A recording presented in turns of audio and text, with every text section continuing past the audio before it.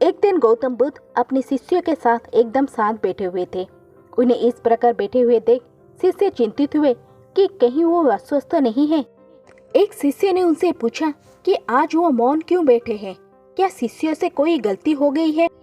इस बीच एक अन्य शिष्य ने पूछा कि क्या वो अस्वस्थ है, पर बुद्ध मौन रहे। तभी कुछ दूर खड़ा व्यक्ति जोर से चिल्लाया, आज मुझे सभा में बैठने की अनुमति क्यों नहीं दी गई है। बुद्ध आंखें बंद करके ध्यान मग्न हो गए। वो व्यक्ति फिर से चिल्लाया, मुझे प्रवेश की अनुमति क्यों नहीं मिली।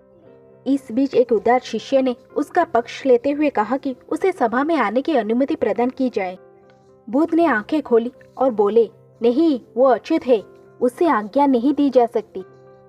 ये सुनकर शिष्यों को बड़ा आश्चर्य हुआ। बुद्ध उनके मन का भाव समझ गए और बोले, हाँ, वो अच्युत है। इस पर कई शिष्य बोले, हमारे आश्रम में जात पात का कोई भेद ही नहीं, फिर वो अच्युत कैसे हो गया। तब बुद्ध ने समझाया, आज वो क्रोधित होकर आया है। क्रोध से जीवन की एकाग्रता भंग होती है। क्रोधी व्यक्ति प्राय मानसिक हिंसा कर बैठता है, इसीलिए जब तक वो क्रोध में रहता है तब तक अच्युत होता है। इसीलिए उसे कुछ समय एकांत में खड़े रहना चाहिए। क्रोधी शिष्य भी बुद्ध की बातें सुन रहा था।